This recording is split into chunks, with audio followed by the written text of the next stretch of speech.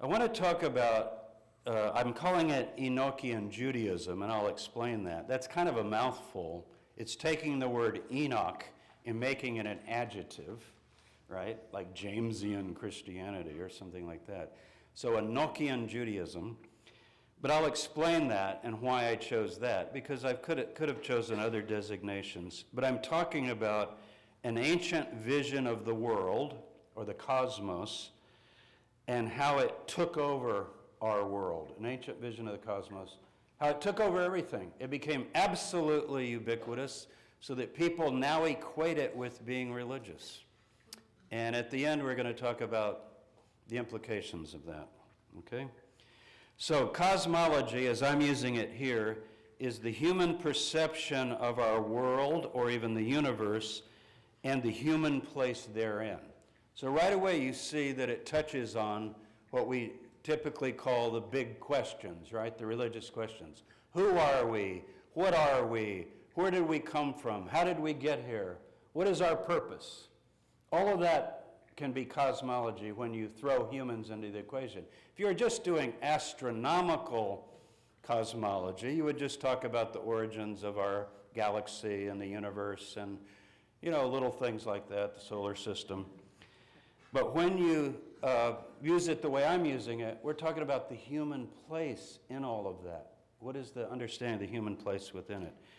And so what I'm going to try to document for you this morning, and this is why I think it's the most important thing I've talked about at bar conferences over the years, I'm going to suggest something outlandish, that this is the most fundamental shift in human thought until the Enlightenment. So we're going to go all the way back to, let's say, the time of Abraham, roughly 2000 BCE, and take it all the way down, and I'll just refer to the Enlightenment, and if we see the Enlightenment is roughly 400 or 500 years ago, then there was another shift. But I'm looking for a shift from Abraham to Jesus, just to use two reference points there of people that we know. And something took place. Between Abraham and Jesus, something very profound took place. And it affected all we think about everything. Okay, did I get your interest? The ancient, you don't have to read the writing here, I just like the picture. It's not my picture, I took it from something else.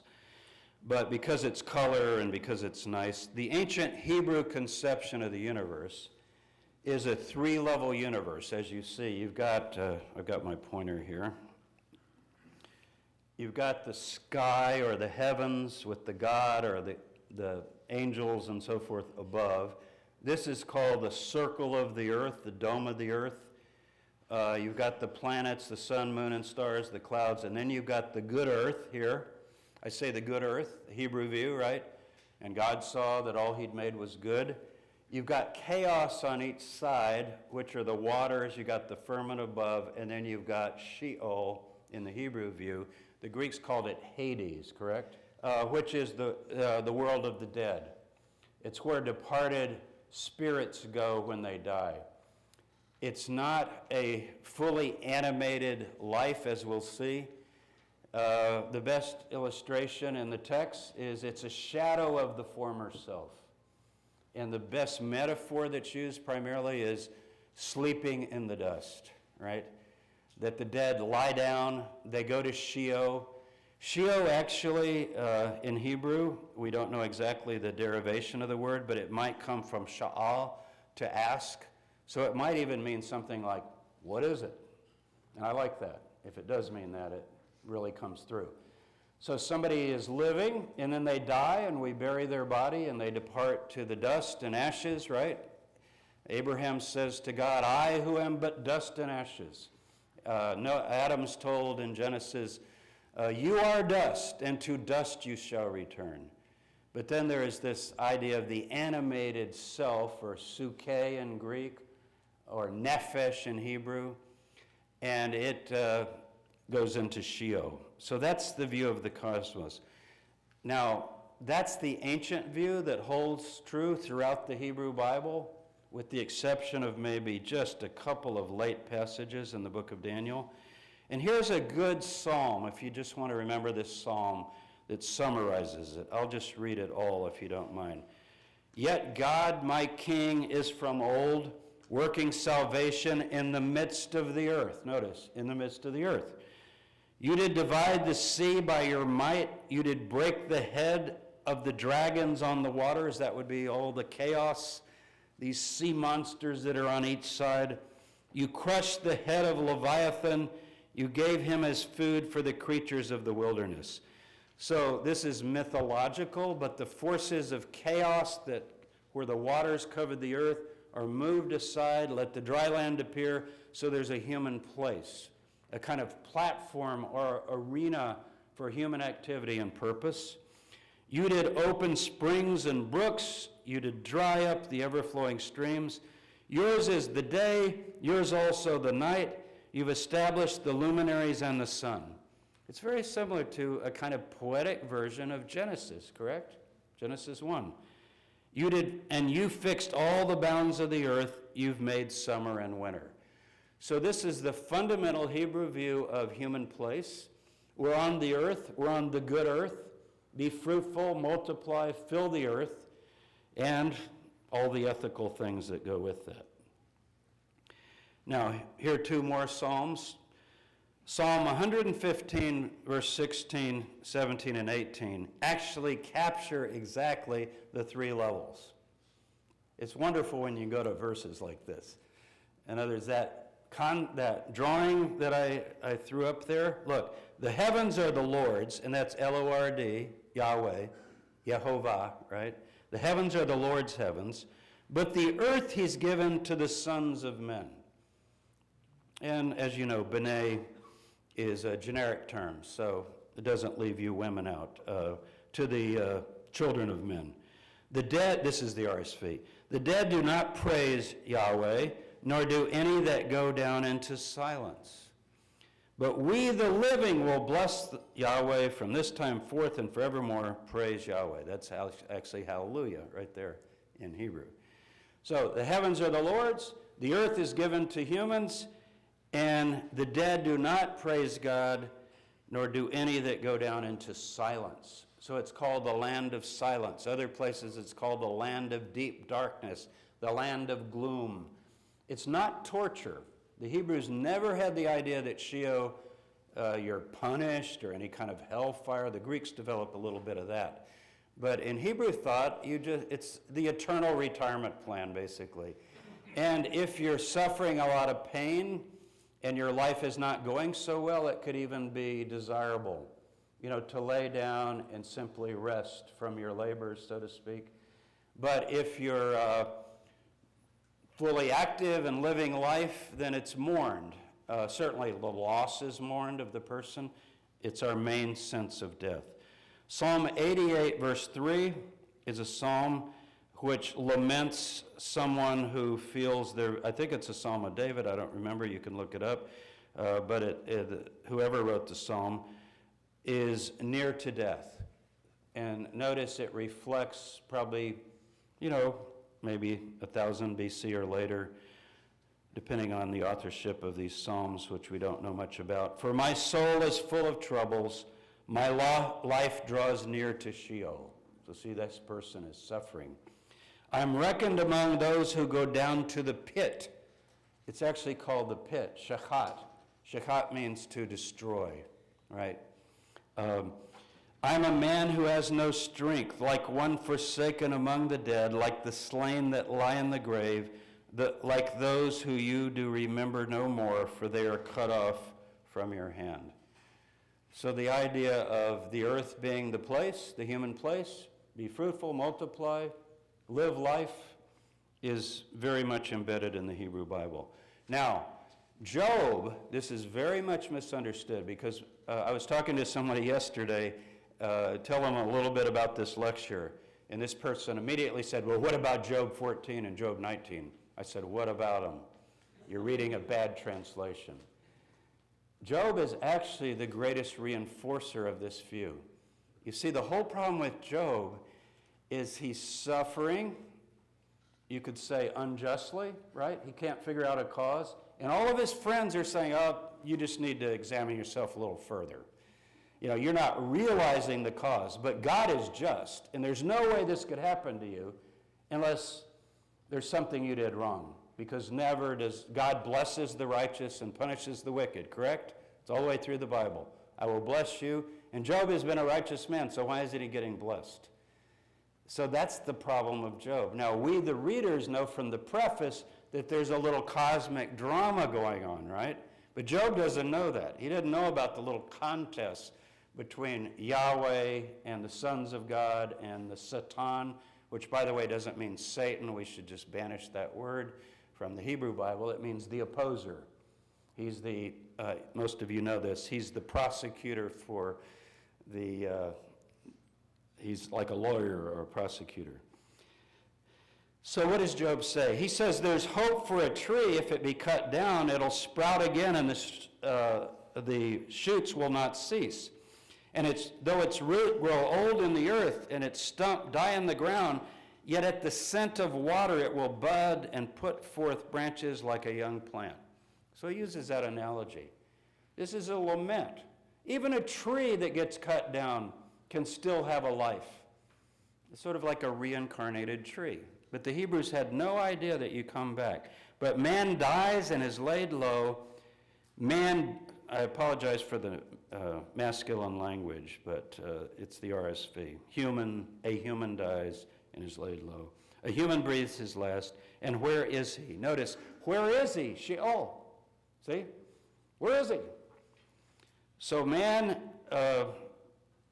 as waters fail from a lake and a river wastes away and dries up, so man lies down and rises not again till the heavens are no more. He will not awake or be roused out of his sleep. So there you get all the metaphors. Sleep, disappearing, awaking no more. Now here's what Job says that he wishes was the case, but he doesn't think it is the case. He just said, if this cosmos were being run correctly, this should be the case. Oh, that you would hide me in Sheol. You see how it's a wish? There's no indication in the book at the end that he believes this. Otherwise, the answer to Job would be life after death. He never says that. What God finally tells him is, what do you know about running the world, right? What do you know about running the cosmos? Basically, shut up. I run things, not you. And Job says, I repent, you're God, I wasn't there when you made everything. But here he's wishing, oh, that you would hide me in Sheol, that you would conceal me until your wrath is past, that you would appoint me a set time and remember me. If a man dies, shall he live again? See, now, the answer is no, but it should be that way. You should do that. All the days of my service I would wait till my release would come. You would call and I would answer you. You would long for the work of your hands. And as you know in chapter 19, many of you know this, if not from the Bible, Handel's Messiah, I know that my Redeemer lives and so forth. But if you read that in take the JPS translation, a good Jewish translation, what it's saying is, I want my words right here written in stone with an iron pen, right? And then I'm dead.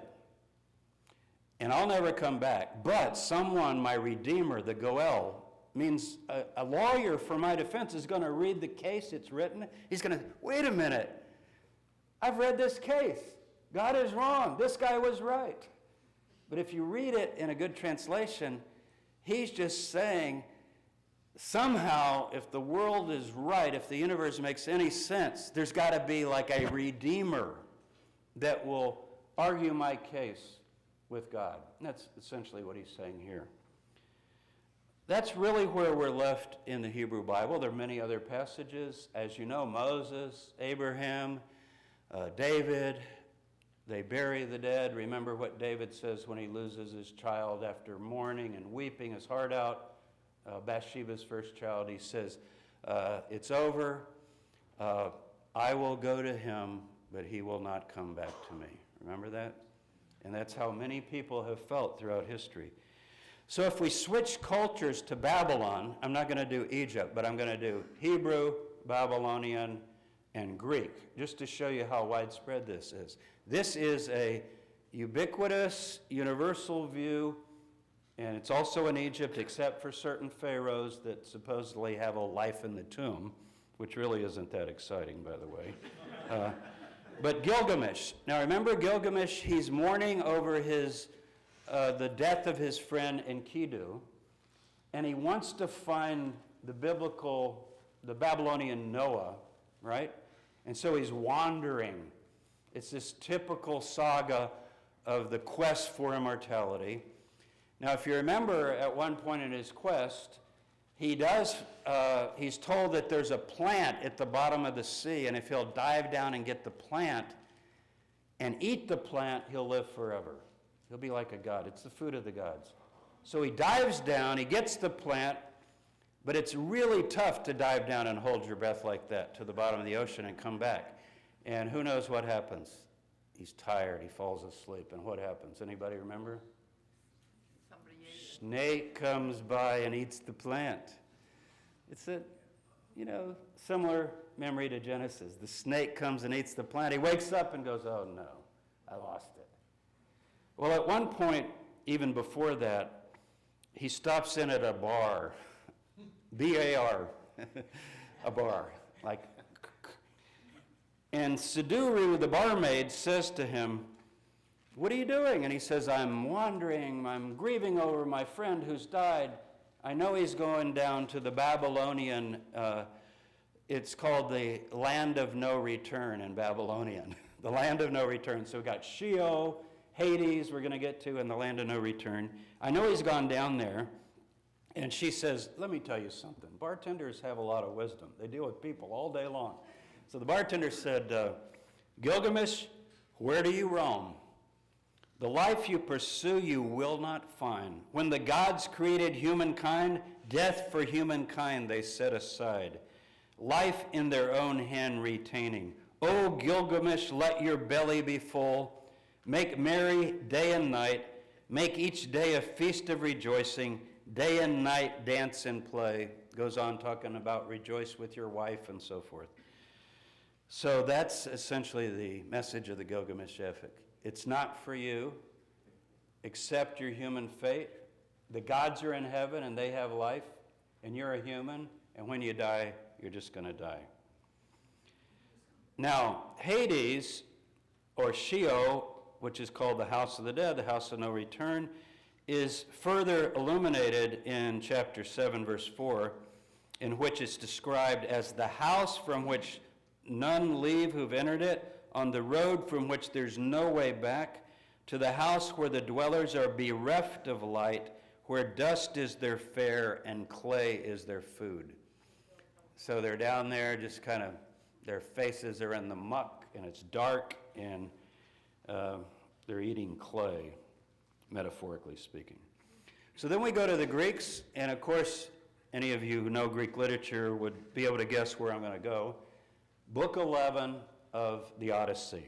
If you've never read it or haven't read it in a while, you should look it up. It's an amazing book. Achilles has been killed, and so he's down in Hades or Sheol, same thing, the world of the dead under the earth. I won't tell you the whole story, but he arranges to be able to see him, like a seance. In fact, when Achilles first shows up, as I recall, Odysseus has to give him a little bit of blood. He's got a little vial of blood. Here, drink this. You look a little pale. Here, drink this blood. And Achilles kind of, I feel like I'm coming back. I'm coming back to life. So, it's metaphorical, I'm sure, but you get the idea. Life is blood, right? The blood is the life. And when you're dead, you're just a shadow, a pale shadow. You see it in the Hebrew Bible when Saul wants to talk to Samuel, right? And Samuel's dead, and the witch, as she's called, or the medium is a better term, the medium of Endor says, yeah, I could bring him up, but I thought we're not supposed to do this. And he brings him up, and it says, you picture Samuel kind of rubbing his eyes and going, what? What's going on? What do you need? He's kind of a shadow of himself. But anyway, what does Achilles tell him? He says to Odysseus, no, speak not soothingly to me of death. O glorious Odysseus. I would choose, if I could live on earth, to serve as a hired man of another, or some portionless man whose livelihood was but small, rather than to be lord over all the dead who've perished. So you'd rather just be a footman waiting on somebody with no money, no property, than lord of all the dead. So again, death is death, life is life, and death is not something you want. So for years I've wondered what changed and when did it change? And I think I've found the answer. I'm going to present it to you today.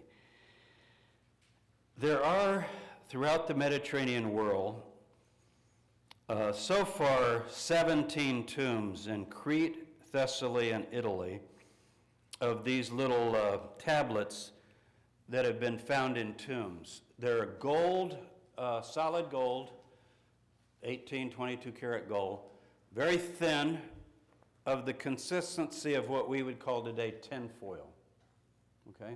Maybe just a little stronger than that because it's gold, not tin. And they're rolled up into a tube.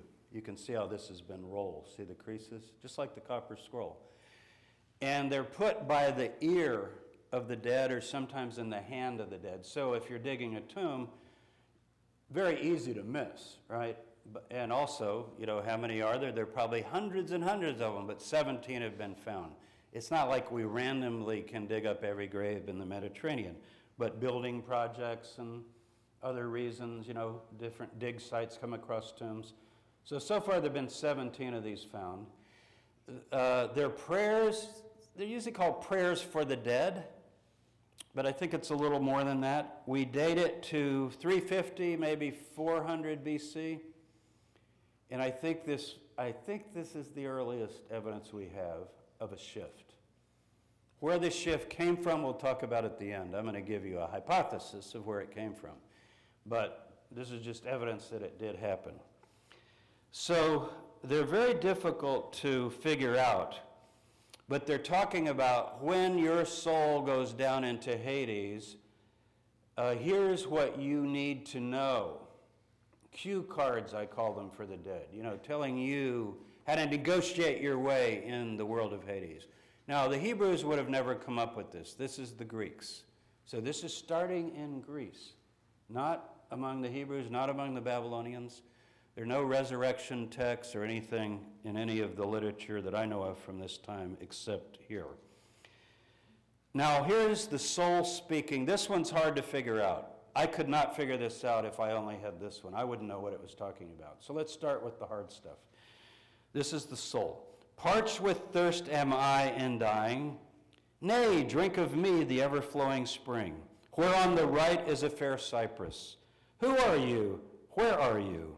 I am the son of earth and star-filled heaven, but from heaven alone is my house. Okay? Now, I have already read the next text, and so I know what every line of that means. But just reading this is for a very smart soul that just said, just give me the basic things. I'll remember the rest. Okay? So here's another one. This is for somebody that needs a little more help. My memory's not so good. And so it really tells you. So you saw my picture. You're crossing the river Styx here. This is Charon. You better remember to bring a coin to pay him if you want to go across. You cross into the world of Hades. And the first thing you come to is a cypress tree and a lake, and you're very thirsty. You know, when you die, you get thirsty, right? It takes a while to make it. By the way, the Caiaphas Tomb, many of you know this, right? The Caiaphas Tomb, found in the 1990s. There was a coin, a Greek coin, in the mouth of one of the family members in the ossuary that we think was to pay the ferryman. So here you have the high priest following this Greek custom. Isn't that interesting? So let's go to the longer text.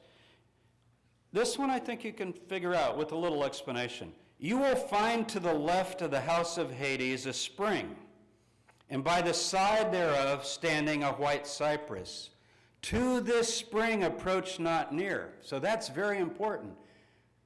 A dumb, uninitiated, unsaved soul will immediately land and see that water or that spring and go, oh, I'm thirsty. I'm going to drink that. That water is called lethe. What does lethe mean in Greek? Forgetfulness. And so you won't ever remember your past life.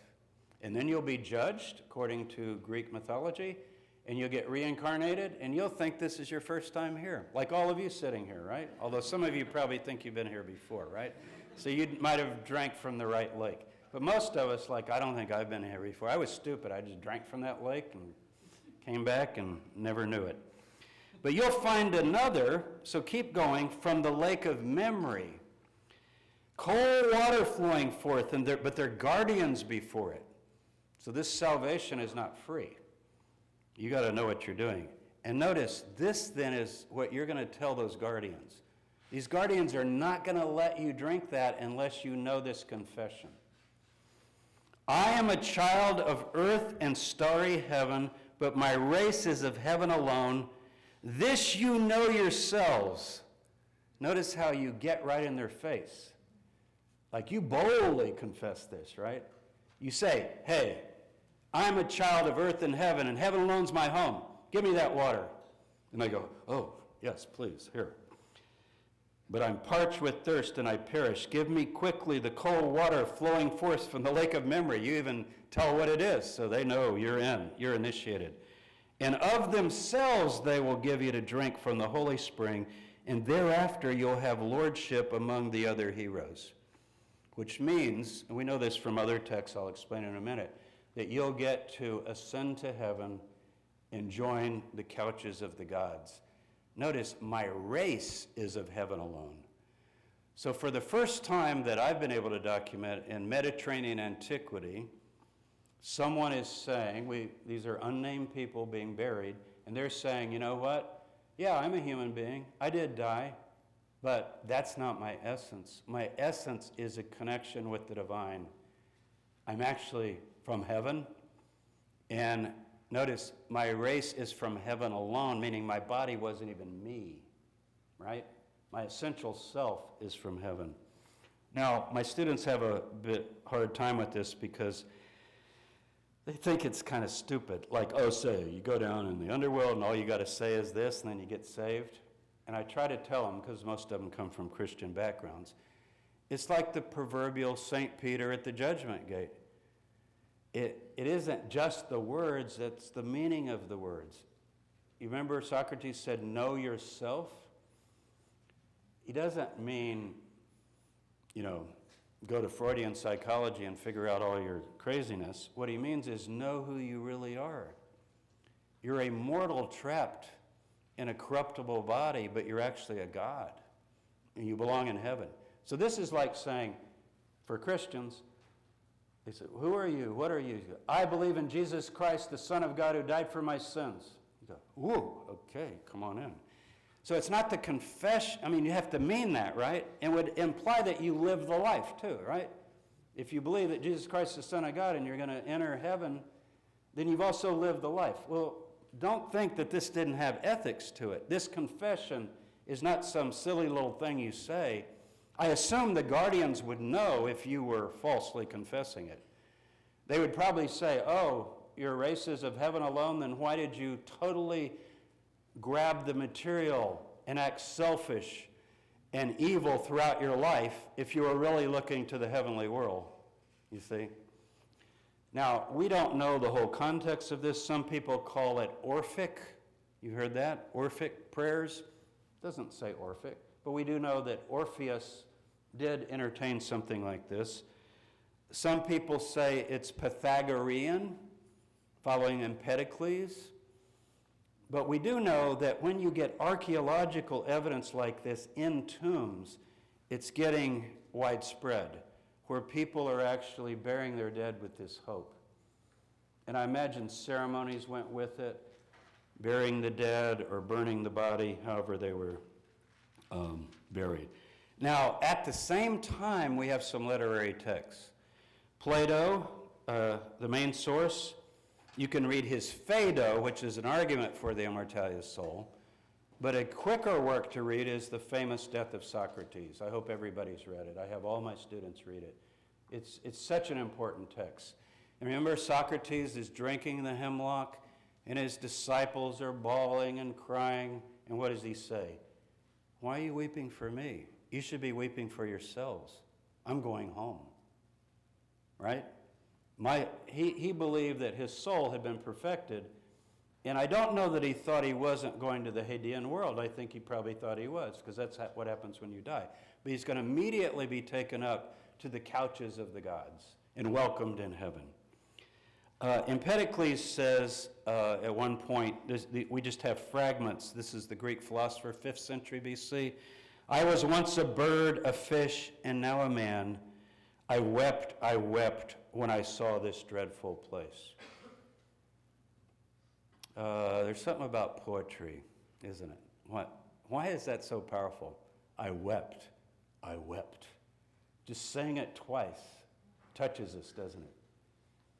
I wept when I saw. Now, what is the dreadful place? It's not Hades. It's being born into this world. He's an enlightened soul. He was a bird and then a fish, transmigration of the soul, and then a man. And as a man, as a human, he realized, this isn't my home. What a sad, dark, and evil place this world is. I'm just passing through. My home is really heaven. You see the idea? So something is happening here. 4th, 5th century Greece, but the Hebrews are also picking it up. Now, let me go to Cicero. I'll go back to the Hebrews in a minute, but we have this is Cicero, 1st century BC, so we're moving 100 years before Jesus, right? 1st century BC, Cicero's Republic. But you might not know it if you don't know it. It's mainly about Republic, how to build a great society. It's modeled after Plato's Republic. But look at chapter 6, or book 6. Book 6 is great. It has a story about Scipio, the famous general, Scipio the Younger. And I don't know if you remember your Roman history, but Scipio Africanus is the conqueror of Carthage, the Roman general. And so this is the grandfather of Scipio the Younger. And he's dead, okay? But Scipio the Younger has a dream. Now this is just a dream, but Cicero records it and he considers it to be revelatory. And what happens is Scipio, the grandson, meets the grandfather in the heavens. In his dream, he rises up to the heavens. He looks back on the earth. He said, oh, it's such a tiny speck. All those things that we think are so important. I'm thinking Carl Sagan, pale blue dot. Play it. I mean, there it is. All those wars, all that blood spilled, all our fights and arguments over nothing. Isn't that, he's getting the heavenly perspective. And then he sees his grandfather Africanus coming. And they greet each other and they kiss and they hug. And he says, give me a little lesson on the cosmos here, Africanus. Grandfather, tell me what it's like. And so he asks him questions. He says, is it true what the philosophers say that when you die, just your body dies and your soul actually lives? And here's the answer. Surely all those are alive who's escaped the bondage of the body as from a prison, but that life of yours which men so call is really death. It's a huge move. It doesn't take place here, but it's reflected here. 100 years before Jesus. Essentially, life is death and death is life. It's as far away from the Hebrew Bible as you could get, right? This is the good earth. It's very good. Be fruitful, multiply. It's a world of light and life. You don't want to go to death. Death is Sheol. And now we have Africanus saying, oh, actually, life, you call this life? It's really death. And death is really life. That's the great reversal I'm talking about. For life to be defined as death and death to be defined as life. Believe it or not, we find inscriptions on Hellenistic tombs in the Mediterranean world that put the birth date as the death date and the death date as the birth date. At first, people couldn't figure it out because the chronology is not working, right? Like they died before they were born. And then they realized what they're saying is I died when I was born in this dreadful, dark world of evil, sin, and suffering. And when I die, I'm being born again. This whole world is turned upside down. And then we get a long passage, but I think it's worth reading. He gives him a little exhortation, the grandfather. He says, strive on indeed and be sure that it is not you that is mortal, but only your body. For that man whom your outward form reveals is not yourself. The spirit is the true self, not that physical figure that can be pointed out by the finger. Know then that you are a God, if a God is that which feels, which lives, feels, remembers, which does things, exercises force, which rules and governs and moves the body over which it is set, just as the supreme God above rules the universe. Greeks, Platonists, Cicero's a Platonist, they love this analogy.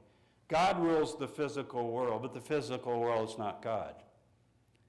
You rule your body, but the body's not you, right? The true self, the inner soul, is you. And the body can decay and die, but you are eternal. Once the idea is out, it's irresistible because it conforms to our sense of worth and self-consciousness and our hope for a better place. And it answers the Odyssey, the big question. Remember Bart Ehrman's book a few years ago? Or Rabbi Kushner's book, which takes a different approach. Why bad things happen to good people, this whole idea. This is very irresistible. Now, I'm not going to identify these quotations, but let's see if anybody can. Set your mind on the things above and not on the things below. Okay?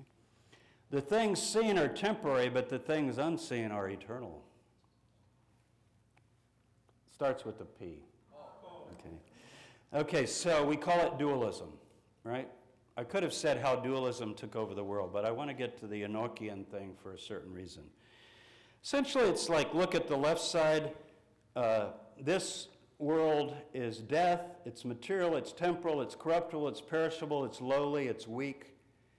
And if you can escape this realm and go to this realm, you have life, spiritual, eternal, incorruptible, imperishable, glorious, and power. Now, Paul argues that you will also have a body. And what he's arguing there is nothing material. He says it's transformed, metamorpho, right? It's transformed into a spiritual body. He says there's a natural body, a physical body, and a spiritual body. But the reason he argues there's a body is he wants to preserve the personal identity. See, the Stoics had argued that your soul is eternal, but it dissipates off into the cosmos. So it's, in a sense, not you anymore, like Buddhism, right? You're the drop that goes back into the ocean. Well, where are you? And so Paul believes in resurrection, but he says when you come back in a transformed state. Jesus also reflects this in Luke chapter 20 when he talks about the resurrection. Says it won't be male, female, you won't get married. It's a transformed existence. And he says, like angels, and Paul even adds in 1 Corinthians 5, above the angel. 1 Corinthians 6, above angels, more than angels. If you read my book, Paul and Jesus, some of you have, you know I make a really big point about this. Everybody thinks Paul's all about justification by faith, you know, the kind of Luther Paul. No, Paul's about how human beings are destined for this transformed heavenly life. God is bringing forth these children into glory. But dualism more generally, not just Paul, fits this rubric so that birth is death and death is birth. That's the transformation I'm talking about. Now, if we go to the Hebrew Bible, which will take us then to early Christianity, this is the channel through which this flows. Jesus did not read Plato, but he did read Enoch, maybe, or maybe Ben Sirak or Wisdom of Solomon. He was also familiar with Pharisees, Sadducees, Essenes, and I put in the Greek schools here as well. If you've never read, you have an Apocrypha, right? Most people have one somewhere. If not, you should get one, so-called Apocrypha. If you're Roman Catholic, it's in your Bible. But if you're not Roman Catholic, you might have to get one of the Bibles that's, you know, the Old Testament, New Testament with Apocrypha. The two books you want to read are Ben Sirak and Wisdom of Solomon. They're written about the same time. You got to read them. They're absolutely amazing. If you haven't read them today. Read them on the plane or whatever. Because Ben Sirak reflects the old view. He reflects the old view totally. And it's very inspiring. He says, keep the Torah, keep the commandments, God will bless you, God is good, the world is good, life is good. He's still holding on to the old view. And Wisdom of Solomon, all the way through, says, oh no, we're born for eternity. Heaven is really our goal. We belong in heaven. Heaven is our home. So around 100 BC, the arguments are starting. A lot of people in Christianity, I think, misunderstand it as a debate about resurrection of the dead and the immortal soul. That's not what the debate is. Resurrection of the dead, as Paul makes clear, is not just resuscitating a corpse. That could be called resurrection because it just means to stand up. So you get a near-death experience or even a death experience, somebody comes back, they walk around, but they're still mortal, corruptible, temporary, and they're going to die again, right? They're not immortal, they're not glorious, they're not in heaven. So Paul uses resurrection to mean transformation into this new heavenly state. Resurrection is just the word he uses. And the Pharisees believe the same thing. So there's this big debate between the Pharisees and Sadducees. The Essenes we're not so sure of, but we think they're on the side of the Pharisees, and maybe even more so. And in the Dead Sea Scrolls, we possibly have reference to this, is this emphasis on the heavenly, not just the earthly. Whereas the Sadducees, when I was in Sunday school growing up, they said the way to remember is they're very sad. They don't believe in life after death. They're so sad. Sadducees. Believe me, it has nothing. It's actually the word Zadok, which means righteousness. They're the Ben Sirak guys, and the Pharisees are the Wisdom of Solomon guys. I don't mean those books literally are party politics, written for those parties. But if you want to get a handle on what they thought about human place, human purpose, those books are helpful. Second Maccabees preserves the transition and explains it as a reaction to the martyrs when Antiochus Epiphanes invaded the land and burned Torah scrolls and forbade circumcision and basically outlawed Judaism and said Jews had to worship Zeus or they would die. Those who died serving God went to Sheol, and those who apostatized and said, oh, sure, in order to live, I'm going along with the Greeks. And then good, you'll be blessed then. You won't die, and you maybe could hold office in our new Greek government we're going to set up. We'll let you in the culture, Hellenistic culture, post-Alexander the Great. So what does Maccabees say? First Maccabees doesn't have it, second Maccabees does. As they're dying, remember the 7 sons of the woman? Each one of them goes, you will die and never come back, but I will be raised. Though you cut off my limbs, God will give me a new body, and so forth. So we begin to get this argument, and it's being fueled here by what we call theodicy, justifying God. How could it not be that righteous people suffer and die and don't get blessed, and wicked people who apostatize and curse God get blessed? That can't be, so there has to be something else. I know that's a simplistic view. There are other reasons people believe in life after death. So let me go to Enoch. Why Enoch? Because I think Enoch is the conduit through which all of this reaches Christianity. Enoch is actually 4 or 5 books, if you buy just the first Enoch and the pseudepigraphas, it's called. But the similitudes, which are basically the chapters, I think it's 37 through 72, are a separate book. And not the Book of the Watchers is the one, people first read, and that's all the secrets of the universe. But that's more just Enoch gets a sightseeing tour of the cosmos, right? Here's how it rains. Here's where the snow's stored. There's the dead over there in the third heaven. But what we got is a 7-layered heaven. It's very complex. It's all these operations. But in the similitudes, sometimes called the parables, Enoch gets to go up. He gets to go up all the way to the 7th heaven. Paul later writes, I knew a man in Christ who was caught up up into the third heaven and then entered paradise. Paradise is the seventh heaven. So he doesn't say it's him, but it's definitely him. I wrote my dissertation on this, by the way. It's definitely him. And he said, I heard and saw things unutterable.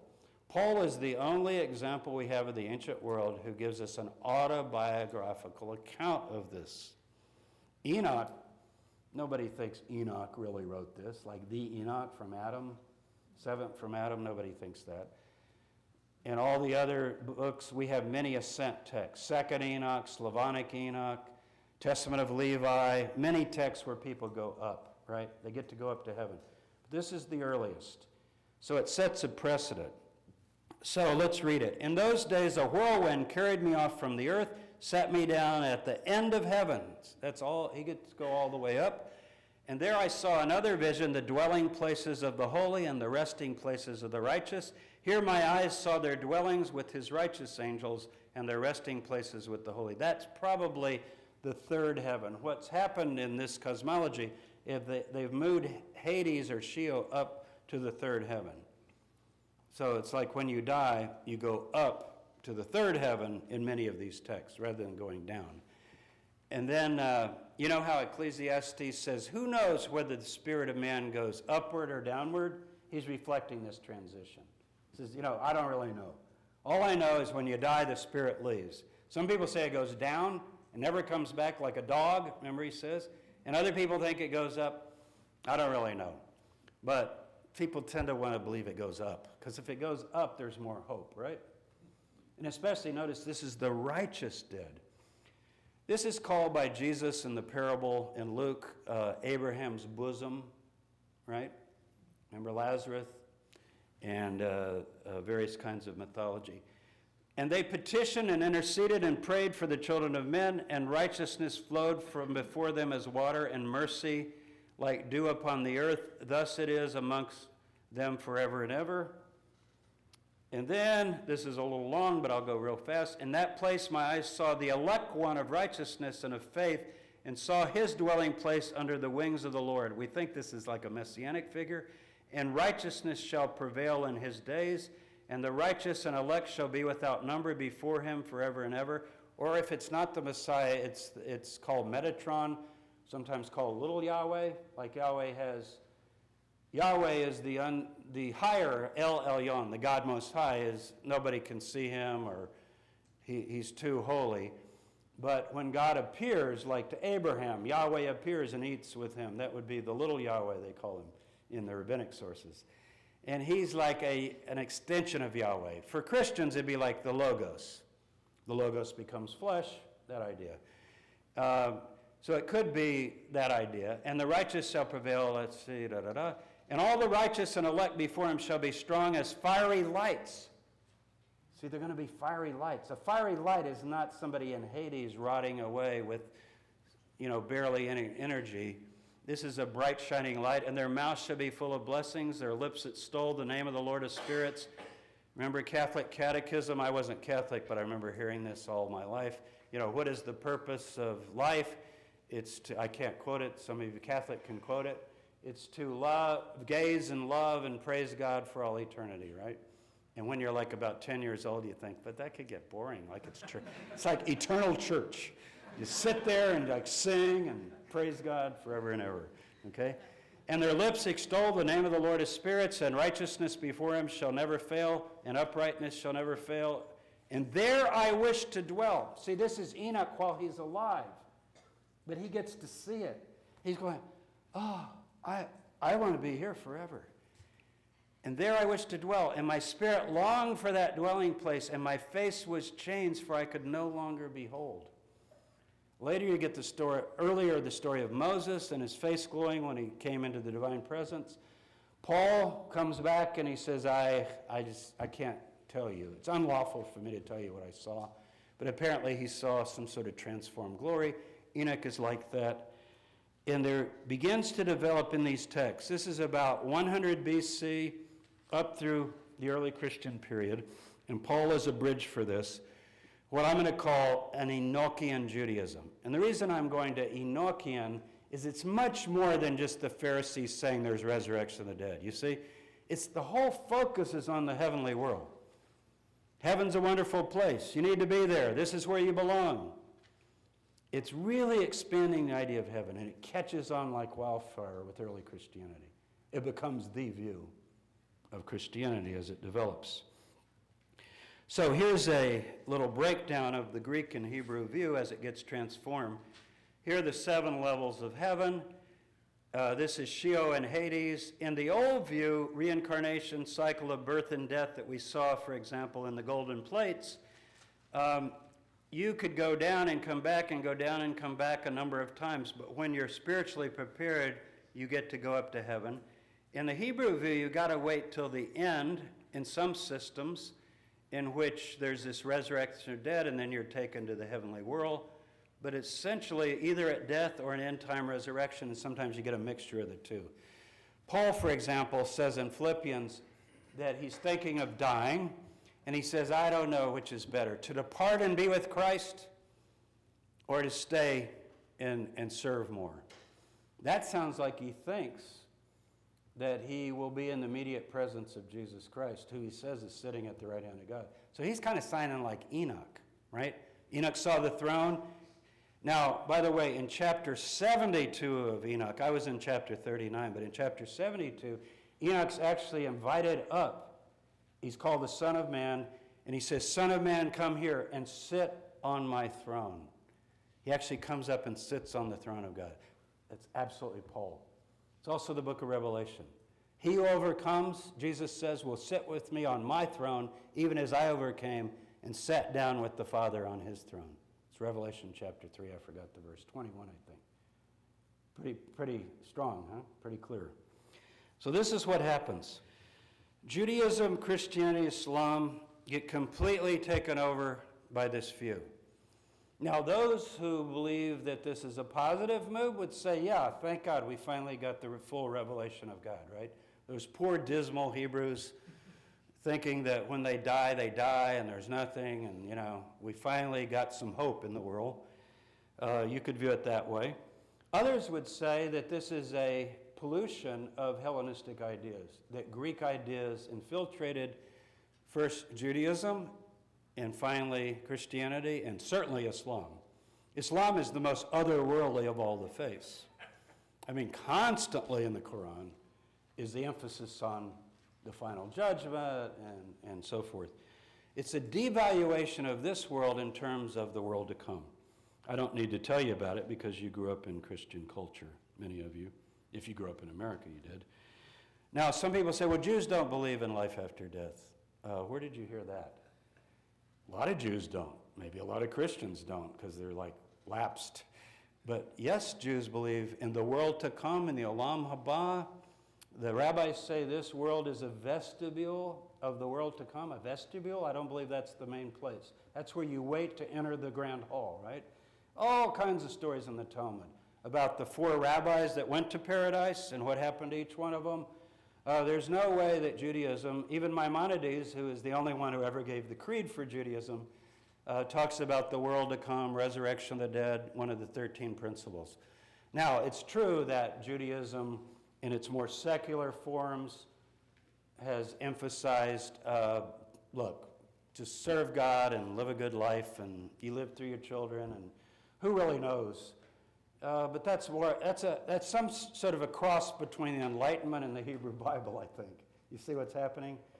But that is not the standard view of Judaism. Go to Jerusalem, talk to any of the Orthodox rabbis there and say, do you think there's any other world and we really belong? Most of them even believe in reincarnation, by the way, because they're Kabbalist, right? And Kabbalistic Judaism accepts wholly the complete view in a Hebrew form or a Jewish form of the Hellenistic world, including souls waiting to be born and many lives and judgment and so forth. But religion became about salvation from death and mortality and finding a true and eternal home.